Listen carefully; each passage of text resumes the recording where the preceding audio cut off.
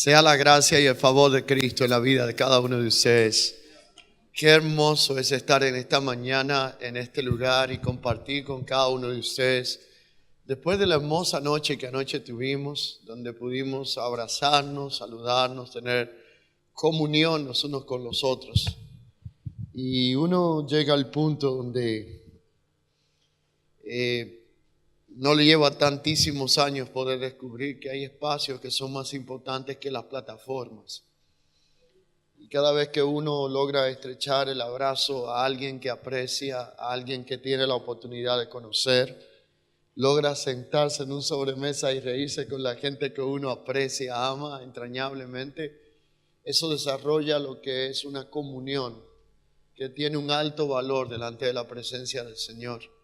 Y es ahí donde en la comunión con los santos nosotros continuamente podemos ser edificados de forma mutua y poder disfrutar de la gracia que ha sido impartida en un cuerpo, de forma tal que cada uno de nosotros, como decía el pastor Manuel, aunque seamos uñas, somos del cuerpo.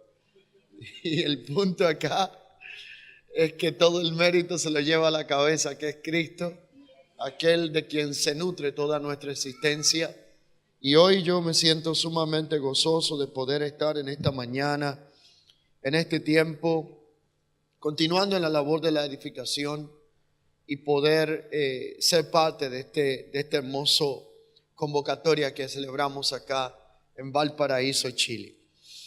Anoche me tocó establecer algunos principios referentes a la base de lo que es el lema de esta convocatoria, gracia sobre gracia.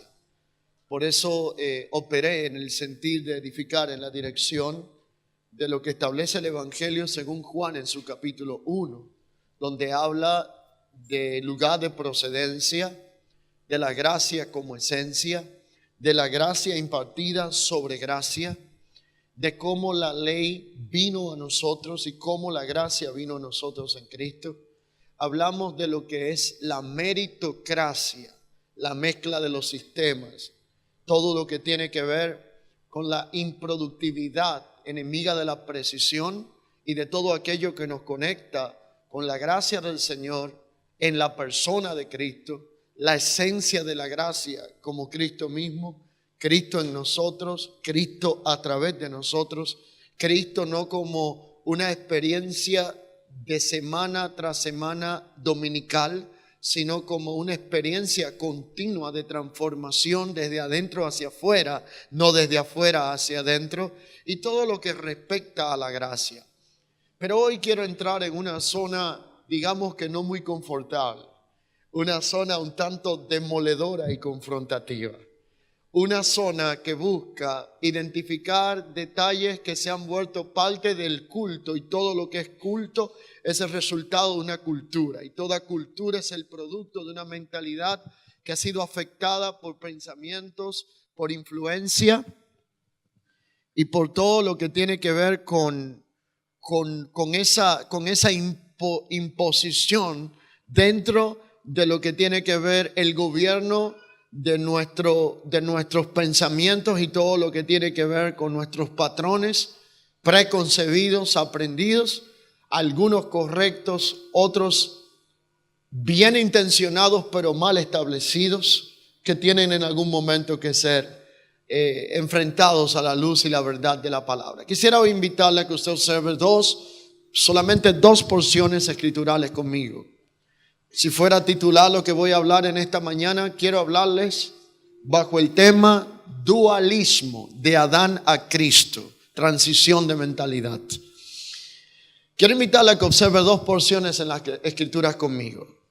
Gálatas en su capítulo 4, verso 22 al 31. Seré preciso, conciso y directo en esta mañana para poder preparar el espacio para la palabra que traerá mi Padre en la fe en las próximas dos secciones. Gálatas capítulo 4, versos 22 al verso 31. Gálatas 4, verso 22 al 31. Vamos a ver desde el verso 21. Dice, decidme. Gálatas 4, 21. Lo tenemos, ¿verdad? Bueno, decidme, los que queréis estar bajo la ley, ¿no habéis oído la ley? Porque está escrito que Abraham tuvo 2 hijos, uno de la esclava y el otro de la libre. Pero el de la esclava nació según la carne, mas el de la libre nació como resultado de la promesa. Lo cual es una alegoría, pues estas mujeres en realidad, Pablo dice, no son más que los 2 pactos. El uno proviene del monte de Sinaí, el cual da hijos para esclavitud. Y este pacto se llama Agar. Pero luego dice esta escritura, porque Agar es el monte Sinaí en Arabia, corresponde a la Jerusalén actual, pues está junto con sus hijos, pero está en un estado, en una condición de esclavitud. Luego entonces plantea lo siguiente. Dice, esa Jerusalén actual, esa que es Arabia, esa que está con sus hijos y que está en esclavitud, es una Jerusalén. Diga conmigo, es una Jerusalén. Mas la Jerusalén de arriba, no la Jerusalén de abajo, la cual es madre de todos nosotros, no es esclava, sino que es libre. Porque está escrito, regocíjate, oh estéril, la que no daba a luz, prorrumpe en júbilo y clama, tú, muchas gracias, que no tienes marido, prorrumpe en júbilo, tú que no tienes dolores de parto. Así que hermanos, nosotros como Isaac somos hijos de la promesa. Pero como entonces el que había nacido según la carne se convirtió en el que perseguía al que había nacido según el Espíritu, y la misma realidad, diga conmigo dualismo, donde usted tiene la misma realidad, ponga ahí dualismo al lado, es la que está operando en esta hora. De manera, hermanos, que somos hijos no somos hijos de la esclava, sino de la libre. Y reitero este verso 23, porque el de la esclava nació según la carne, mas el de la libre nació según la promesa, lo cual es la alegoría de los 2 pactos. Pero la realidad de esto es que nosotros no somos hijos de la esclava, sino que somos hijos de la libre. Gálatas en su capítulo 4, en su primer verso declara, pero también digo, entre tanto que el heredero es un niño, no tiene diferencia de lo que es el esclavo. Aunque es señor y dueño de todo, no tiene mayoría de edad para poder disfrutar de la herencia que le ha sido concedida y otorgada. Por lo tanto, aun siendo dueño de todo, permanece en una condición de esclavitud. La realidad de todo esto es que nosotros también, cuando éramos niños, estábamos en la esclavitud bajo los rudimentos del mundo, pero cuando vino el cumplimiento del tiempo, Gálatas 4:4, Dios envió a su Hijo. Diga conmigo, Dios envió a su Hijo, nacido de mujer y nacido bajo la ley, para que redimiese a los que estaban bajo la ley con un fin y un propósito. El fin y el propósito era que recibiésemos la adopción de hijos. Y por cuanto sois hijos, Dios envió a vuestros corazones el Espíritu de su Hijo, el cual clama, Abba, Padre. Así que ya no eres esclavo, sino hijo. Si hijo, también heredero de Dios por medio de Cristo.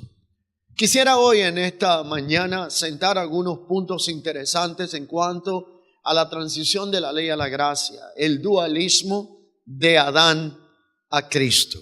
La realidad de las Escrituras nos manifiesta que todo comenzó en Edén, cuando en realidad Dios había creado a uno conforme a su imagen y semejanza.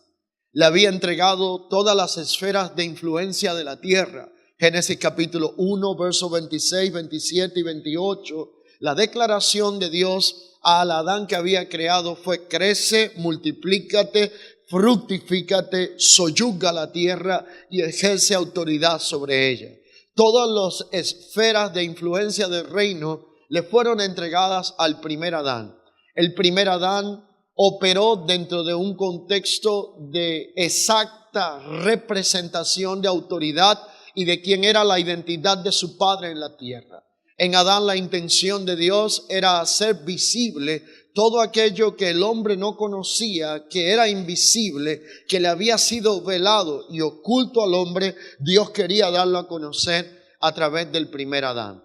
La realidad del primer Adán es que cuando Adán se desconecta de su padre, todo cambia dentro de lo que era la jurisdicción que Adán tenía en el plano de la tierra, y Adán pierde aquella autoridad que se le había entregado en Edén. Todo lo que se afectó en Edén, en un momento determinado, tuvo que ser reconciliado en otro jardín. En Edén comenzó el problema en un jardín donde estaba colocada la tumba de un hombre que era muy conocido, un hombre que era muy pudiente, aquel hombre que estaba allí, que había hecho una tumba nueva sin estrenar. Dice la Escritura que la tumba estaba situada exactamente en medio de un jardín. Lo que se desconectó en un jardín se reconcilió con el Padre en otro jardín. Lo que en un jardín nos desconectó del propósito eterno, en medio de otro jardín se efectuó el hecho de que fue sepultado, el mismo que resucitó, que venció a la muerte, al pecado, que se levantó al tercer día y que nos vino a dar una nueva naturaleza. El punto con el primer Adán es que el primer Adán no transgredió ley. Diga conmigo, el primer Adán no transgredió ley. Porque Romanos plantea en sus primeros capítulos, entre otros puntos que resalta la Escritura, que no hay transgresión si no hay ley preexistente. Por lo tanto, implica que no existía una ley que el primer Adán desobedeciera. Pero la ley vino por causa de la desobediencia del primer Adán. ¿Qué sucedió con la desobediencia del primer Adán? La desobediencia del primer Adán sacó a Adán del reposo, sacó a Adán del propósito. El propósito seguía vigente, pero aquel que había sido hecho como la exacta representación que comunicaría el propósito eterno, había sido desconectado del propósito por el cual había sido creado. Había perdido el orden, la intencionalidad de su existencia, y ahora Adán existía en la tierra, pero operaba no con la mentalidad del hijo, no cargando la identidad del padre, sino la identidad del huérfano, desconectado del propósito eterno de Dios, mientras que el propósito seguía vigente. Todo lo que Adán conoció dentro de esa nueva temporada se convirtió en un modelo de pensamiento y en una cultura.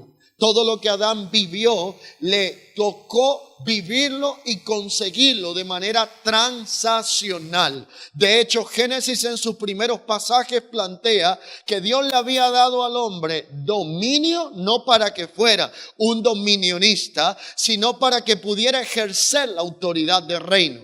Pero la desconexión y la mentalidad del huérfano llevó al primer Adán ya no a operar en la dimensión del reposo, de la autoridad y de las esferas de influencia del reino, sino que llevó al primer Adán a operar en una mentalidad transaccional. La mentalidad de Adán es la mentalidad del huérfano. La mentalidad del huérfano es la mentalidad transaccional, donde yo tengo que sudar para conseguir las cosas, donde lo que yo tengo es el producto de mi esfuerzo y no de su gracia, donde lo que yo soy es el resultado del mérito y de mis logros humanos. humanos. Esa es la característica de la mentalidad de Adán. La mentalidad de Adán se convirtió en un patrón de pensamiento. El patrón de pensamiento humanista que gobierna una gran parte de la raza humana. Sobre 7.200 millones de personas que gobiernan la tierra.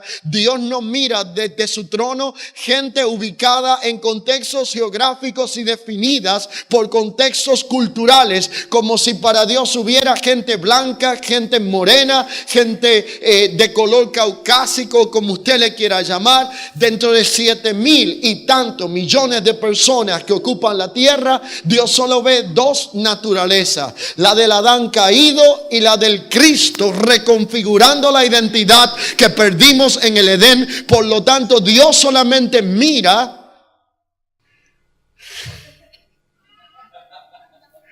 dos mentalidades: la del Adán caído y la nueva identidad que nos reconfigura la imagen del Padre en Cristo. Entonces, la realidad de todo esto nos lleva a entender que hay una batalla continua entre una mentalidad y la otra mentalidad.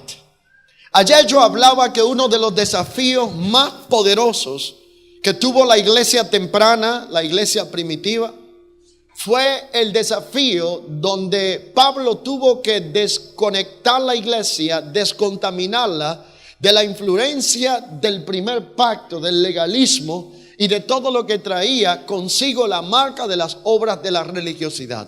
Esa es Jerusalén, la que la Biblia identifica en Gálatas como Jerusalén, la de abajo.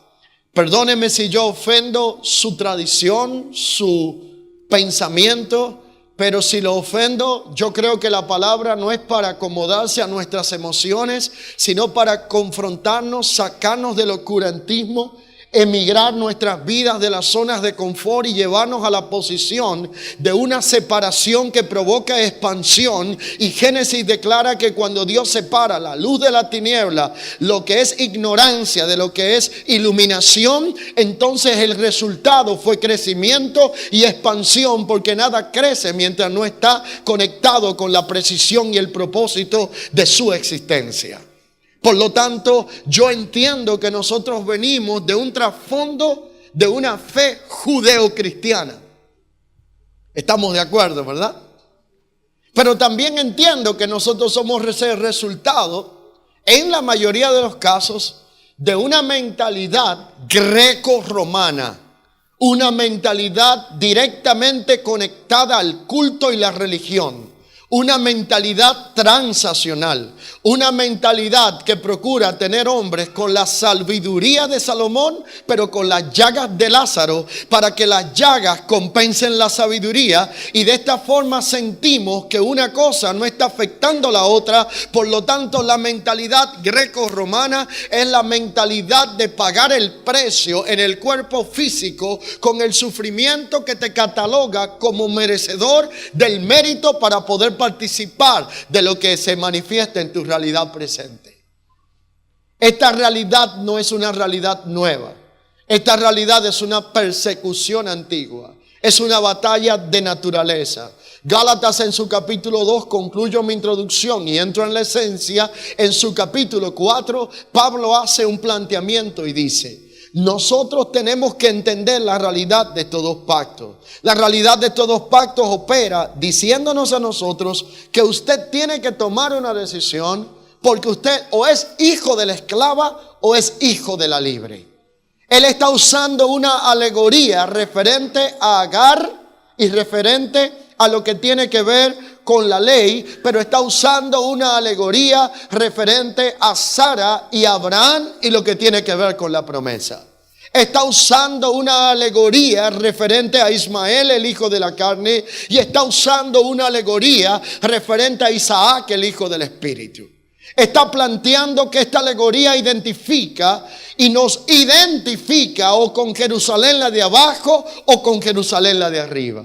El punto y la pregunta principal es si el culto es el resultado de una cultura, y si la cultura es el resultado de patrones de pensamiento, ¿cuál es el culto que hacemos y cuál es la cultura que nos está gobernando? ¿Estamos siendo gobernados por la mentalidad de la esclava o estamos siendo gobernados por la mentalidad de la libre? ¿Estamos en Adán o estamos en Cristo? ¿Estamos en la ley o estamos en la gracia? ¿Somos un odre nuevo o somos un odre viejo? Si somos un odre viejo, no podemos ser el contenedor de la gracia que Cristo quiere manifestar, porque un odre viejo no puede retener un vino nuevo. Tarde o temprano se perderá el odre. Tarde o temprano se echará a perder el vino. La realidad de todo esto es que una vieja mentalidad gobernada por Adán no puede contener la operacionalidad y precisión que efectúa la gracia que es en Cristo. La gracia nos perfecciona. La gracia nos conecta con lo preciso.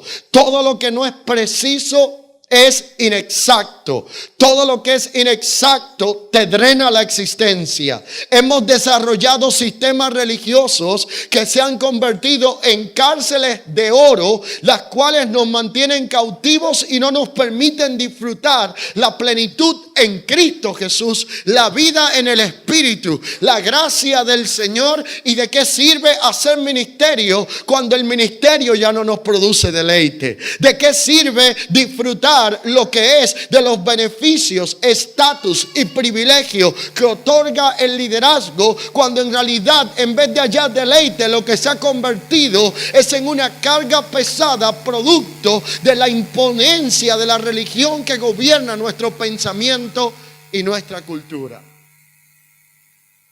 Pablo identificó esto y dijo: esto es un problema que ha sido generado como una persecución. La persecución que empezó hace muchos siglos entre la esclava y la libre es la misma que estamos viendo hoy en día. Es lo mismo que se está reproduciendo hoy en día. Pero él afirma lo que es identidad y dice: ustedes no son hijos de la esclava, sino de la libre. Entonces, por lo tanto, esto tiene que traer una definición en nuestro pensamiento e identidad. Nosotros no somos hijos de la ley, sino que somos el resultado de la gracia. La ley no perfeccionó a nadie. La ley no salvó a nadie. La gracia trajo la justicia imputada que hizo que nosotros fuéramos los justos como resultado del sacrificio del justo. La gracia fue la que trajo todo aquello que nosotros necesitábamos. Y la gracia fue la que sustituyó el mérito de la naturaleza humana caída. Por lo tanto, la ley fue apenas un ayo. La gracia es el cumplimiento de la anulación de la ley. Vivir bajo la gracia es disfrutar de la plenitud en Cristo. Vivir bajo la ley es estar expuesto. Ismael representa la ley, pero la realidad es que Ismael fue desechado. Génesis 21 habla de esto. Isaac representa la gracia, pero Isaac recibió la promesa y las herencias. Hoy día podemos estar siendo gobernados en medio de un dualismo. Es aquello que no ha sido definido entre ley y gracia. Es la mezcla de los sistemas. Es aquello que no es exacto. Es aquello que no está configurado en Cristo. Y el punto de lo que quiero hablarle en esta hora es que la economía de la gracia, al igual que lo que tiene que ver la economía que maneja la expresión del propósito eterno de Dios en la tierra, fue necesaria porque todo aquello que fue dado en las riquezas de la gloria de Dios y fue manifestado a través del propósito eterno de Dios y cumplido y ejecutado en Cristo, era tan grande, primeramente el propósito eterno de Dios, que según el Salmo capítulo 90, versos 11, 12 y 13, los días de nuestra edad no daban para poder ver manifestado todo el propósito eterno. Entonces Dios decidió manifestarlo de forma generacional. Por eso la Escritura dice que el Dios de Abraham es el Dios de Isaac. Dice que el Dios de Isaac es el Dios de Jacob. El Dios de Jacob es el Dios nuestro. Pero esto que está hablando acá está intrínsecamente conectado a que la grandeza del propósito eterno es tan inescrutable y tan llena de gracia y tan llena de gloria que no bastaba con un solo hombre para poder manifestar todo el propósito. No importa que viviera 900 años como Matusalén, no importa que viviera cientos y tantos de años, la vida no nos da para poder administrar todo lo que Dios tiene para nosotros poder disfrutarlo. Y luego entonces la manifestación de la gracia fue puesta en economías para que nosotros pudiéramos disfrutar de ella. La salvación es una expresión de la economía de la gracia.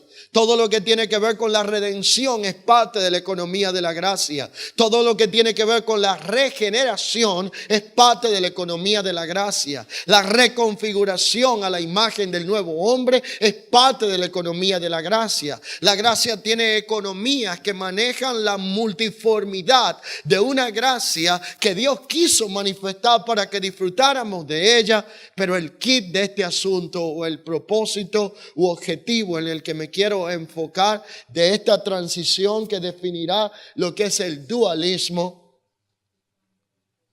es que si fuéramos a ver la gracia como una especie de aplicación que actualiza nuestra existencia, que configura nuestra existencia,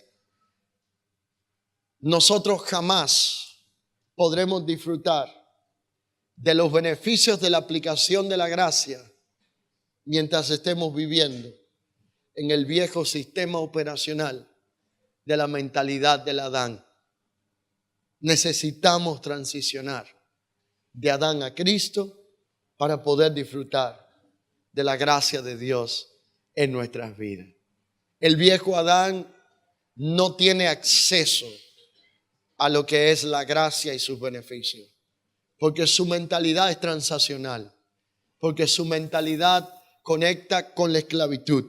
La realidad entre Ismael y lo que es Isaac es que Ismael recibió la herencia, pero Isaac recibió las promesas. Déjeme decirle que un día y un tiempo donde casi todo el mundo está buscando el ser bendecido, la gente corre de un lugar para otro para ser bendecido, sin entender que Efesios declara que nosotros no seremos bendecidos, es que ya fuimos bendecidos. Desde antes de la fundación del mundo, en Cristo, en el propósito eterno de Dios, en un tiempo donde todo el mundo corre tras la bendición y tras lo sobrenatural. Literalmente, nosotros necesitamos entender que cualquiera puede ser bendecido, pero no cualquiera es portador de la simiente. Ismael fue bendecido, pero no fue portador de la simiente. Todavía hoy día usted se posiciona en la tierra de Arabia, en los Emiratos, y usted puede ver en el plano natural cómo Ismael fue bendecido hasta su descendencia. Pero el hecho de que yo sea bendecido no me hace portador de una simiente. Nosotros los que ministramos la palabra, los que tenemos la oportunidad de ser padres de familias en la fe, tenemos que aprender a identificar la naturaleza de Ismael en una casa de fe y la naturaleza de Isaac. Ismael siempre seguirá con una mentalidad de esclavitud mientras no sea redefinido en la naturaleza que gobierna su pensamiento y lo que es la configuración de su identidad. Isaac siempre disfrutará no solamente de la bendición, sino que disfrutará también de lo que tiene que ver con la simiente que ha sido conectada en su vida. Por lo tanto, la realidad es que hablar de esto, de lo que es pacto, de todo lo que tiene que ver con esta mentalidad, nos conecta con una realidad y nos lleva a entender que no hay una cosa más importante para usted poder participar de la gracia de Dios que una correcta definición. ¿Qué es la correcta definición y qué produce la correcta definición? Que cuando nosotros participamos de una correcta definición, entenderemos lo que es la gracia de Dios, la importancia de la gracia de Dios para nuestra vida. Y aunque entendamos que antes de la gracia operó la ley, entenderemos la inefectividad que produjo la gracia, de tal manera que la inefectividad que produjo la ley, de tal manera que la ley no solamente fue inefectiva, sino improductiva y limitada. Gálatas capítulo 2, verso 16 declara que la ley no pudo justificar a nadie. La Biblia declara que la ley no pudo dar vida. La ley no pudo hacer que nadie fuera espiritual. La ley no pudo perfeccionar a los que estaban tratando con el tema del pecado.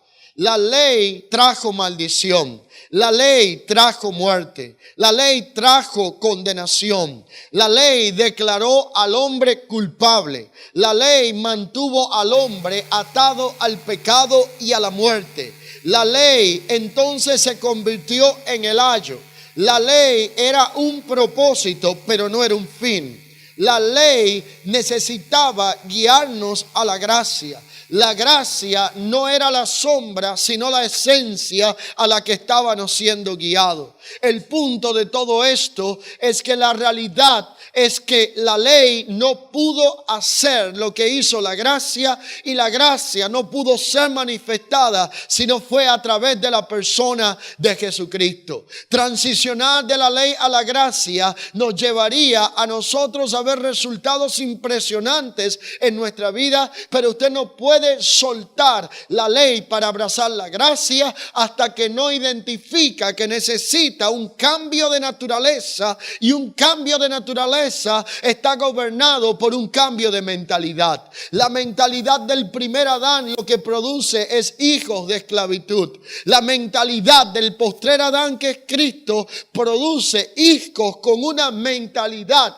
reconfigurada a la identidad del Padre y reconectada al propósito eterno de Dios en Cristo. Todo lo que es eterno supera a lo temporal. Todo lo que es eterno tiene un mucho más eminente, mayor y más excelente peso de gloria. Todo lo que es eterno no tiene fecha de caducidad. Aquello que es temporal se le puede poner una fecha de expiración, porque todo lo temporal tarde o temprano perecerá. Todo lo que es temporal tarde o temprano caducará, pero todo lo que es eterno permanece para siempre. La salvación no es temporal, es eterna. La pregunta del siglo que ha llevado a tantos a discutir, que ha creado tantas divisiones, es: ¿qué es lo que se pierde y qué es lo que no se pierde? Quiero ser categórico en esto que voy a decir. El punto acá es que todo lo que se pierde es lo temporal, y todo lo que no se pierde es lo eterno. El punto es que quien se pierde no es la salvación, sino nosotros, cuando nos desconectamos del propósito eterno de Dios. Y cuando nos reconectamos, la salvación sigue en el mismo lugar donde siempre estuvo, esperando por nosotros, porque lo eterno no tiene, dígale al que está a su lado, fecha de caducidad.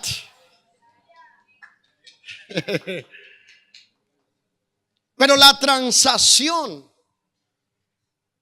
lo transaccional, la mentalidad del primer Adán ha afectado tanto nuestra cultura que ha creado un sistema de culto donde casi todo lo que nosotros hacemos en la liturgia cultica actual tiene que ver con una mentalidad transaccional. Discúlpeme si yo molesto a alguno, pero si lo provoca, la intención es que usted no salga de aquí como llegó. Somos tan litúrgicos que solo nos falta presinarnos. Somos tan litúrgicos que todo lo que puede convertirse en un mover orgánico de parte de Dios para edificación del cuerpo, lo patentizamos para hacer un movimiento. Por eso tantos fracasos ministeriales. La gente viaja de un continente a otro para exportar un modelo que no es intencional sino reactivo, que alguien estableció en algún lugar de la tierra para resolver un problema que tenía, que no necesariamente es el suyo. que alguien estableció basado en una experiencia que no necesariamente sea su experiencia, ni su trasfondo cultural, ni su contexto, por el cual el modelo que funciona en una nación no necesariamente debe de funcionar en la otra. Y la realidad de esto nos lleva a entender la carencia de identidad que está operando actualmente en una gran parte de la iglesia. Hablaba ayer de que uno de los puntos más delicados en la transición de lo que fue la iglesia naciente, la iglesia temprana, la iglesia primitiva, como le llaman muchos, fue como Pablo tuvo que enfrentar la mentalidad judaizante, la mentalidad legalista. La realidad es que esto no ha cambiado, la persecución sigue igual. El hijo de la esclava persigue al producto de la libre. Hoy día más que nunca se está volviendo a judaizar dentro de la iglesia de tal forma que la gente quiere aprender a hablar hebreo cuando no sabe hablar en español. De tal manera que no entendemos por qué Jerusalén, la de abajo, es tan adorada y honrada. Y yo no soy antisemita, entiende esto que le estoy diciendo, pero soy realista de la realidad de lo que estamos viviendo dentro de la iglesia. La gente colecta ofrendas para volver a levantar un templo que quien permitió que colapsara fue Dios mismo. La ritualidad es parte de nuestra liturgia. A esto le añadimos la mentalidad de orfandad que se reproduce dentro de un contexto no judeo-cristiano, sino de lo que se identifica como una mentalidad greco-romana. Los votos de castidad, la laceración del cuerpo, todo lo que tiene que ver con el castigo, el mérito, todo lo que tiene que ver con aquello falsa apariencia de humildad que valida la realidad de lo que tú eres, no basado en lo que te gobierna tu pensamiento, ni eres por dentro, sino en la apariencia externa de sufrimiento que estás teniendo. Y por eso yo dije en este día que queremos tener hombres con la sabiduría de Lázaro, pero con las llagas de Salomón. Porque no entendemos lo que es el reposo. No entendemos lo que es la gracia. En la gracia tu esfuerzo y mi esfuerzo no valen absolutamente nada. En la gracia tu mérito y el mío no son los que te catalogan como merecedor del favor y la bendición. En la gracia, yo sé que esto va a ofender a mucha gente lo que estoy diciendo. Cuando yo digo que tu esfuerzo no es lo que el resultado de aquello que vas a recibir, entonces tendríamos que redefinir a Josué en su capítulo 1 y en sus primeros versos. Pasamos la vida diciéndote esfuérzate y sé valiente. Pablo decía, si en algo he de esforzarme, tiene que ser en la gracia que es en Cristo. Por lo tanto, trabajo más y hago más, pero no lo hago yo, sino la gracia de Dios operando a través de mi vida. La gracia es suficiente. La gracia es la justa medida. La gracia es Cristo operando en nosotros. Cristo actuando a través de nosotros. Cristo manifestado en nosotros. Cristo es suficiente para suplir toda necesidad. Por lo tanto, somos completos en la gracia. En la gracia, nuestro mérito no es lo que nos cataloga para lo que somos, sino que en la gracia perdemos lo que es toda nuestra reputación, para que cuando usted está en la gracia, ya la reputación suya no es la que más cuesta, sino que ahora la reputación de nosotros se llama Cristo. Usted ama a los que te maldicen, bendices a aquellos que te persiguen, ora por aquellos que te desean hasta la muerte. Porque el punto aquí no es mi mérito, sino su nombre. Porque el punto acá no es quién yo soy, sino quién Él es en mí. Por lo tanto, ya no soy lo que era. Ahora soy lo que soy por su gracia. Ya no opero viniendo a verlo una vez a la semana. En Él somos, en Él nos movemos y en Él andamos. Por lo tanto, entendemos que si en Él somos, nos movemos y andamos. Ahora ya no pecamos, no por temor al castigo, sino porque le amamos tanto, que como le amamos tanto, tenemos que serle agradable en todo momento, porque hemos entendido que dónde nos iremos de su espíritu y dónde nos esconderemos de su presencia. Por lo tanto, Él está presente en todo tiempo, porque Él en nosotros es la esperanza de gloria. Este fue un problema que tuvo que ser confrontado. Se llama dualismo. Y dualismo es la indefinición entre ley y gracia y la mezcla de un sistema que no produce más que hijos de esclavitud. Y los hijos de esclavitud, tome esto como nota, podrán ser gente bendecida, pero jamás será gente portadora de la simiente.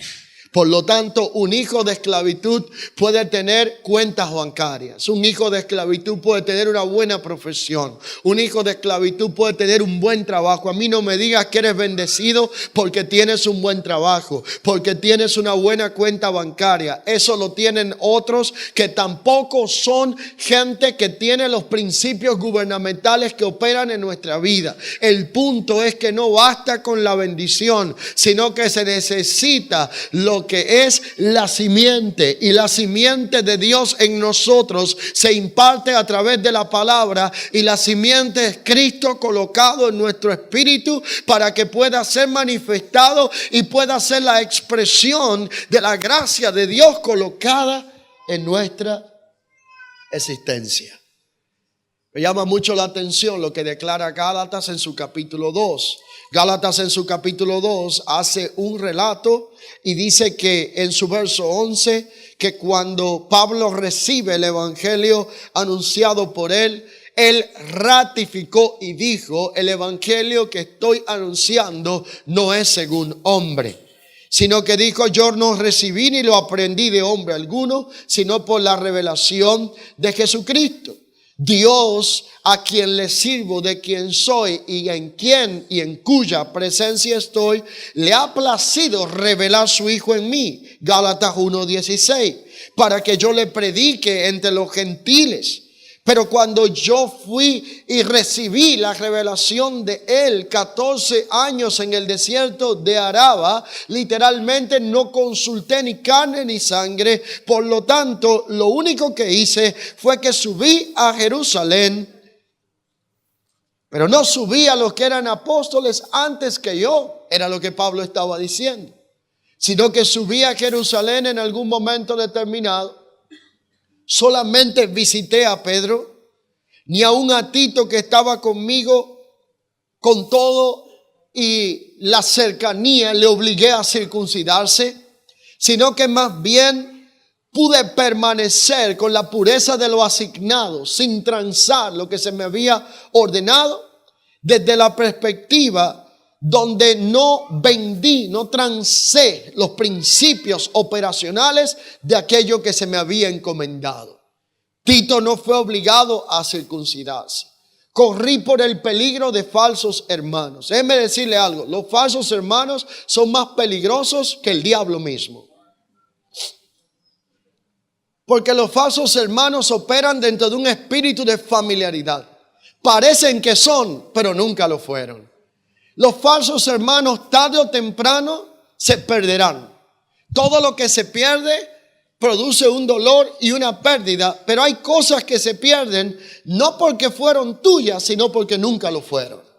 De hecho, Juan en su capítulo 17, en un momento cuando Jesús va a ser levantado, está con los discípulos y dice: Padre, de todo lo que tú me diste, ni uno solo se perdió.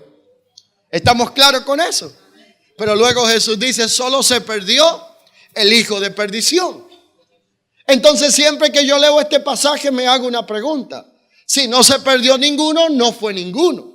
Entonces, ¿por qué Jesús dice no se perdió ni uno solo, sino que solo se perdió el hijo de perdición? El punto es que el hijo de perdición nunca fue. Por lo tanto, como nunca fue, se perdió lo que nunca estuvo. Hay gente llorando por cosas que perdieron. Hay gente llorando porque perdiste relaciones, porque perdiste conexiones, porque perdiste invitaciones a plataformas y escenarios. Pero la realidad de todo esto es que lo que perdiste no lo perdiste, sino que lo soltaste para poder abrazar la perla de gran precio que te fue entregada. Por lo tanto, ha llegado el tiempo donde no debes de llorar más por lo que crees que perdiste, porque lo que crees que perdiste en el fondo puede ser que nunca haya sido tuyo, que nunca Dios te lo haya asignado, y la desconexión es parte de la pérdida. Pero la realidad es que donde quiera que hay una redefinición, entramos a la precisión, y la precisión nos desconectará de viejos sistemas operacionales, nos desconectará de relaciones, pero nos conectará a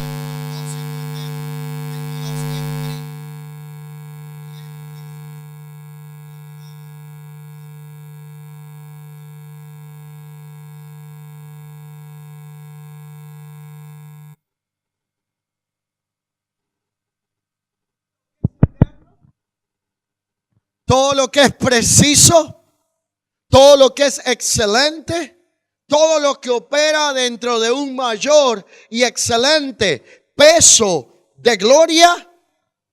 Cuando Pablo entendió eso, dijo: nosotros no somos hijos de la esclava, sino que somos hijos de la libre.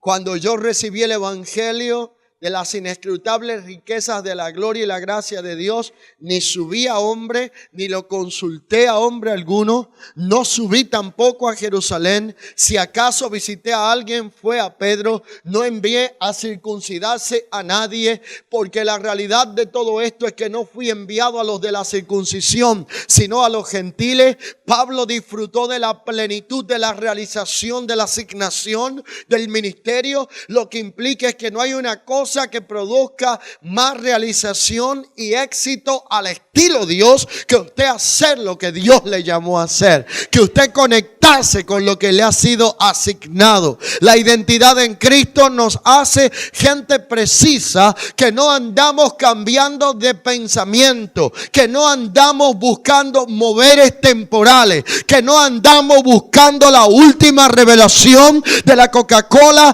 que está lista para calmar la sed del desierto. Nos hace gente conectado a la efectividad, nos hace gente conectado a lo revelado. Lo revelado te rueda el velo para que puedas ver a cara descubierta lo que antes veía a través de un velo oculto. Y ya nosotros no necesitamos velo, porque no tenemos nada que esconder, y la transformación no viene por medio de un velo, sino que la transformación viene por causa de ser expuestos a una palabra de gracia que nos saca de la zona de esclavitud y nos hace emigrar de la zona de confort a lo que es la realidad gloriosa que podemos disfrutar en Cristo Jesús. Pablo dice: yo subí por segunda vez a Jerusalén. En el capítulo 2, específicamente en el verso 11 en adelante, dijo: yo tuve que subir una vez más a Jerusalén, o subir acá, a aquel lugar. Y cuando vino Pedro a Antioquía, lo resistí cara a cara, porque estaba haciendo algo que era de condenar.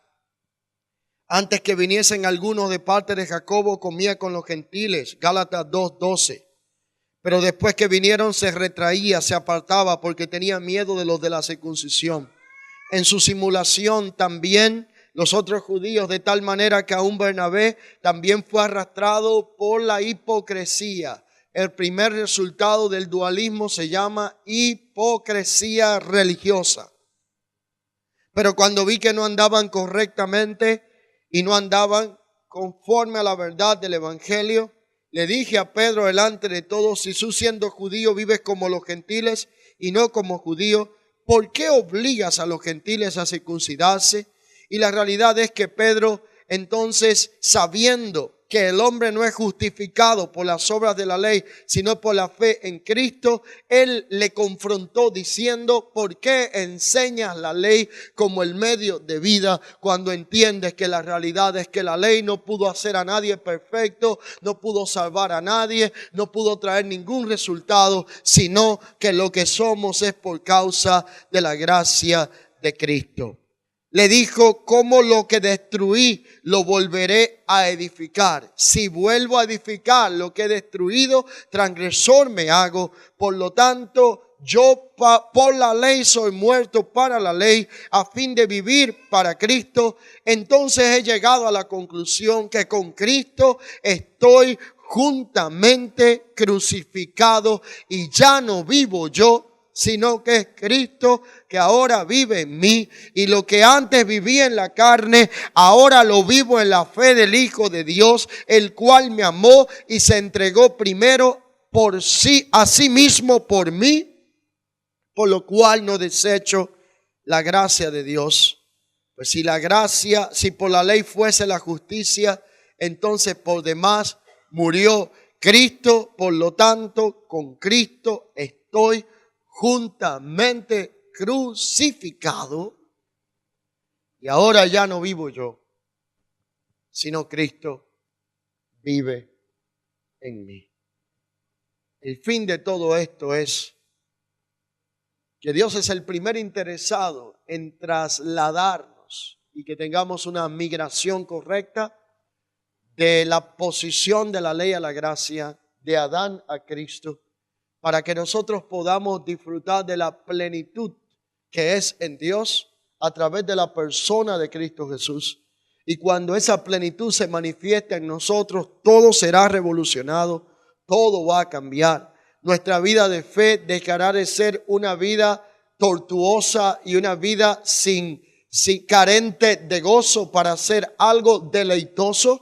Porque la religión produce amargura, pero la gracia en Cristo Jesús produce deleite en lo que nosotros hacemos, y todo lo que tiene que ver con el contexto de la realidad de nuestra vivencia empezará a tener una experiencia transformadora en Cristo Jesús que solamente se puede manifestar a través de la gracia del Señor. El punto con todo esto es que la gracia de Dios es aquella que se hace manifiesta en nosotros a través de Cristo, para que nosotros hallemos deleite, para que Cristo vuelva a ser el centro de la atracción de todo lo que hacemos. Y si Cristo no es el centro de la atracción de la predicación, y si Cristo no es el centro de la atracción de la adoración, y si Cristo no es el centro de la atracción de todo lo que tiene que ver con el sistema operacional de lo que hacemos, vana es la predicación, vano sería el evangelio, y entonces hemos perdido el propósito de nuestra existencia, porque todo fue diseñado para ser administrado en Cristo, por Cristo y para Cristo. En Él es el principio y el fin de todas las cosas, y la realidad de nosotros hoy es que nos gobierna una nueva naturaleza, y la nueva naturaleza implica que en Cristo nosotros ni siquiera somos vencedores, sino mucho más que vencedores, porque la realidad del mundo actual es que está compuesto por perdedores y ganadores en todos los escenarios de la existencia actual. Si usted fuera un perdedor o un ganador, no tendría diferencia de la criatura no redimida, pero usted y yo no somos ni perdedores ni ganadores, sino más que vencedores por medio de Cristo Jesús, Señor nuestro, porque se nos ha otorgado una nueva naturaleza. Y esa nueva naturaleza trae una reconfiguración total de lo que tiene que ver con nuestro pensamiento, vocabulario, conducta, y nos lleva a la supracultura del reino de Dios. Y la supracultura del reino de Dios es superior a la subcultura evangélica. ¿Lo puedo repetir de esta forma? La supracultura del reino de Dios es totalmente superior a la subcultura y mentalidad evangélica nuestra. Por lo tanto, la supracultura del reino opera en un ambiente de gracia y no un ambiente transaccional, ni meritocrático, ni humanista, sino que la supracultura del reino nos reconfigura a la intencionalidad del orden y propósito en Dios manifestado a través de la persona de Jesucristo. Nunca antes habíamos visto tantos hombres abandonar el ministerio. Nunca antes habíamos visto cómo hay una especie, no de decepción, quiero ser específico en esto, de deserción, desertar. Muchos de nuestros niños vienen a la casa del Señor a temprana edad. Cuando tienen 18 años, 18 es la mayoría de edad acá, ¿verdad? No hay quien los vuelva a ver ni siquiera en un video y mucho menos en una foto. Porque emigran, porque no pueden hallar deleite en lo que hacemos. Hemos perdido generaciones en el tiempo, porque hemos creado el producto de un sistema y no la identidad del resucitado en la vida de la gente con la que nos estamos relacionando.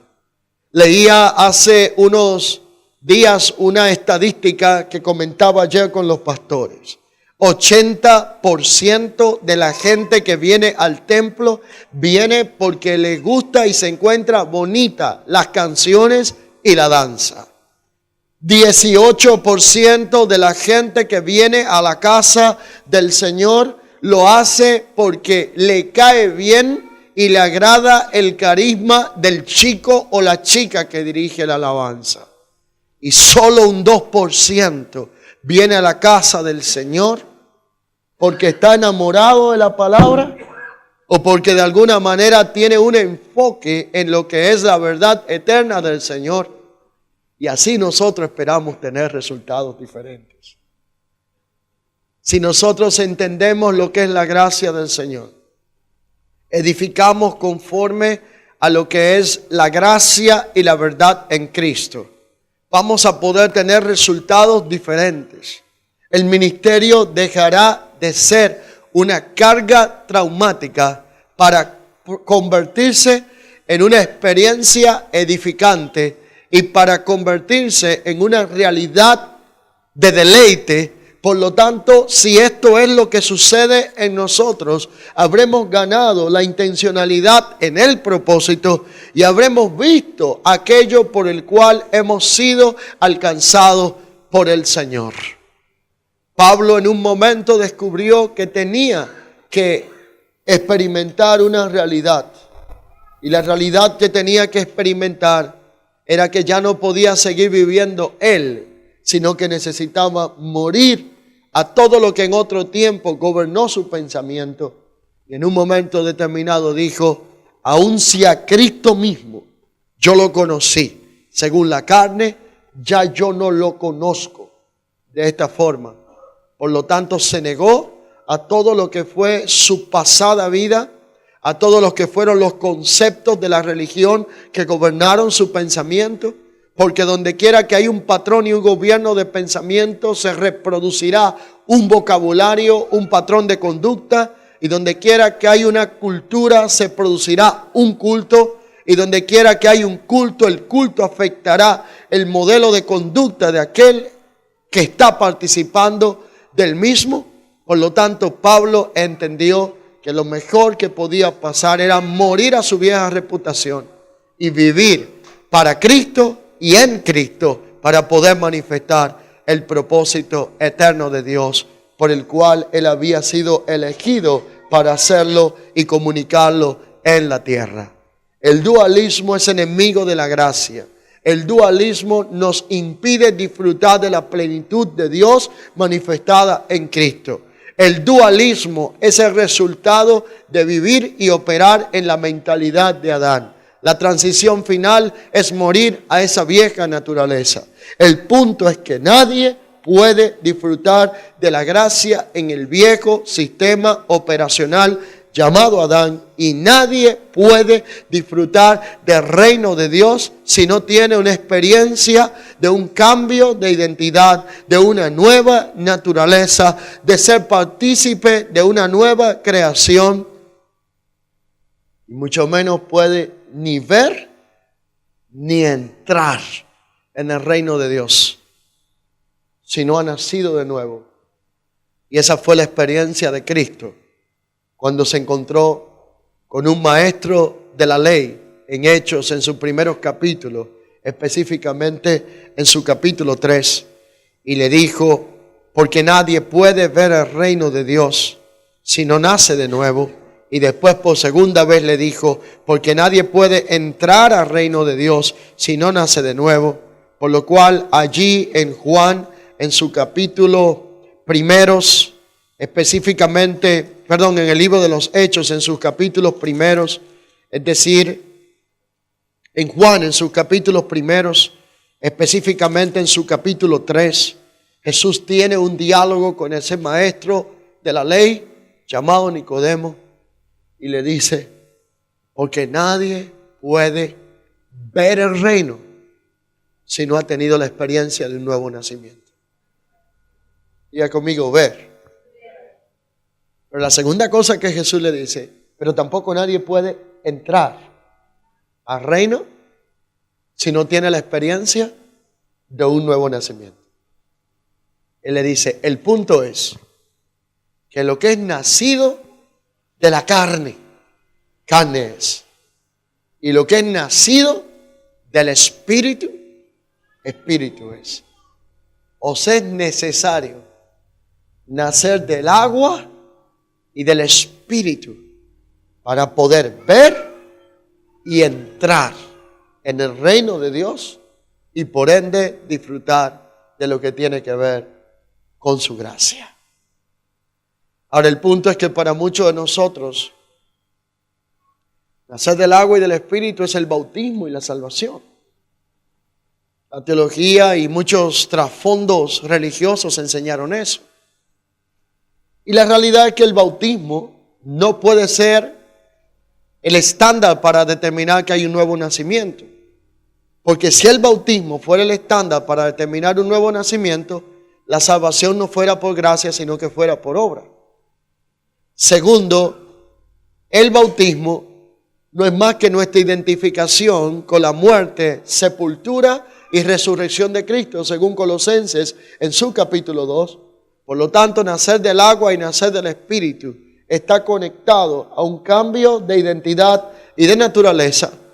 Y es que hay que nacer rompiendo la fuente, identificado con la naturaleza del primer Adán, pero hay que nacer del postrer Adán, que es Cristo, identificado con una nueva identidad y naturaleza que nos reconecta con el orden y propósito y nos permite acceder a lo invisible y eterno de Dios, aunque nosotros estemos todavía en esta dimensión llamada tierra. Diga conmigo: vivir en la tierra, pero operar y depender de la economía de los cielos. De ahí que el dualismo nos ha creado un lenguaje, prácticamente concluyo, que tendrá que ser definido en lo que llamamos una reprogramación neurolingüística espiritual, donde vamos a tener que si somos gobernados por un pensamiento diferente al de Adán, tenemos que hablar diferente a Adán y tenemos que actuar diferente a Adán, para poder manifestar el propósito eterno que es Cristo en nosotros, la esperanza de gloria. Esa reprogramación neurolingüística espiritual cambiará nuestra forma de cantar. Esa reprogramación neurolingüística espiritual cambiará nuestra forma de predicación. Cambiará el contenido de nuestras conversaciones y cambiará la economía como nos manejamos en el aspecto de lo material, porque esa reprogramación neurolingüística espiritual cambiará los principios que hasta ahora nos han gobernado, donde nosotros pensamos que damos para recibir, cuando la realidad es que si damos es porque hemos sido hechos participantes del privilegio de haber recibido primero. Todo cambia en el contexto de gracia. Todo cambia con un nuevo paradigma. Todo cambia en Cristo y la transición final se efectúa de Adán a Cristo, de la esclavitud a la libertad. No libertad como pretexto para pecar, sino para poder disfrutar de aquellos beneficios mayores y superiores que solo pueden venir por medio de la gracia de Dios. Y un cambio de lo natural y temporal a lo eterno. Concluyo con esto. Nunca antes yo había escuchado tanto la expresión de la palabra sobrenatural. Venga este domingo para que tenga una experiencia. Venga al Congreso para que escuche una palabra. Venga a nuestras reuniones para que usted pueda disfrutar de una noche. Nunca antes yo había oído tanto hablar de lo sobrenatural. Yo me niego a hablar de ese lenguaje sobrenatural. He instruido la casa de fe, la cual pastoreo, para que nadie me diga que quiere tener una experiencia sobrenatural. Porque si nunca antes habíamos oído hablando tanto de lo sobrenatural, es porque nunca antes habíamos tenido tantos creyentes naturales y carnales.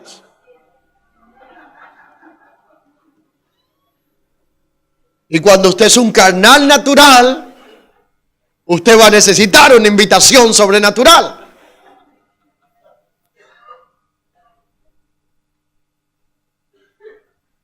Pero cuando nosotros migramos de Adán a Cristo, nosotros, escúcheme bien esto, en la definición del dualismo, en la dimensión llamada gracia, en Cristo, en la nueva creación, y esta es mi conclusión, somos reconectados con el orden y propósito de nuestra existencia. Y cuando usted es reconectado con el orden y propósito de su existencia, usted vuelve al ambiente donde fue creado. Y cuando usted vuelve al ambiente donde fue creado, usted se da cuenta que usted no fue creado en un ambiente natural ni carnal, sino eterno, espiritual. Y cuando yo vuelvo a lo eterno, espiritual, entonces ya no vivo yo, ahora Cristo vive en mí. Y como Cristo no es natural ni carnal, sino que es espiritual y eterno, y la palabra que imparte lo que es la gracia que es en Cristo es la palabra eterna, yo no necesito venir los domingos a una experiencia sobrenatural, porque yo volví al ambiente en el que fui concebido y creado.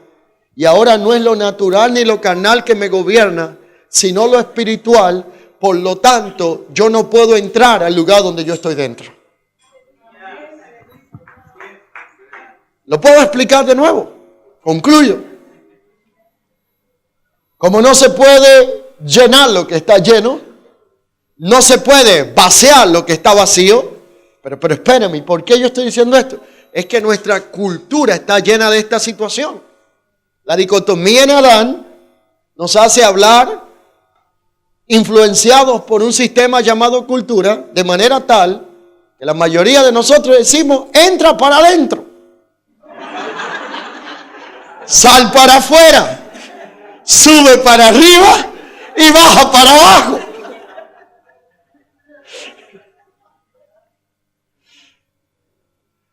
Pero en Cristo, usted no puede entrar donde está dentro. No se puede, perdónenme la palabra, entrar dentro de usted lo que ya vive ahí. Ya no puedo buscar lo sobrenatural por fuera si lo sobrenatural se metió por dentro de mí. Y Pablo lo entendió, lo planteó, lo definió y lo aplicó sin ningún tipo de anestesia. Cuando sacó el bisturí de la palabra y yendo al Areópago en el libro de los Hechos, al lugar donde se contendía en el epicentro del gnosticismo y del judaísmo y el legalismo, Pablo se para y dice: yo tengo una noticia que darle. En todo he visto que hay un tóxico operando en ustedes llamado religión. Y con todo respeto y adorno le dijo: ustedes son unos buenos religiosos. Porque cuando yo paso frente a sus templos, veo un escrito que dice afuera: al Dios, ¿cómo? No conocido. Veo que adoran al Dios no conocido. Veo que predican al Dios no conocido. Veo que anuncian y describen lo que no conocen. Mas yo os digo, en Él somos, en Él nos movemos y en Él andamos. Ya no venimos a su presencia, vivimos en cuya presencia. Ya no venimos a la casa de Dios, somos la casa de Dios. Ya no venimos a la iglesia, somos la iglesia. Ya la fe no es una convicción, es una sustancia que comunica la expresión de la naturaleza divina a nosotros. No soy miembro de una iglesia, soy hijo de una familia que tiene padre, se llama Cristo. Y lo que cambió mi pensamiento cambiará mi lenguaje. Y lo que cambió mi lenguaje cambiará mi comportamiento. Y lo que cambió mi comportamiento cambiará mi conducta. Te hará una redefinición de la inexactitud a la precisión.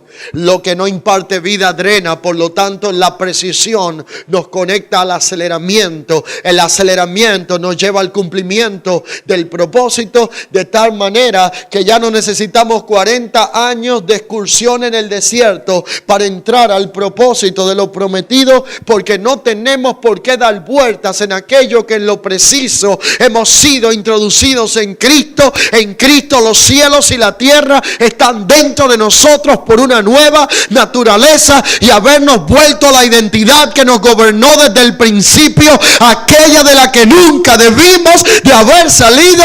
Por lo tanto, la transición final nos liberará del dualismo, te hará redefinición y nos transportará de la ley a la gracia, de la esclavitud a la libertad gloriosa de los hijos de Dios.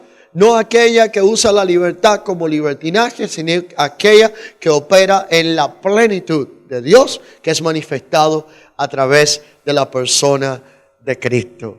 La gracia de Dios es lo mejor que hemos podido conocer, y de su plenitud tenemos acceso a ella para que entonces podamos disfrutar gracia sobre gracia.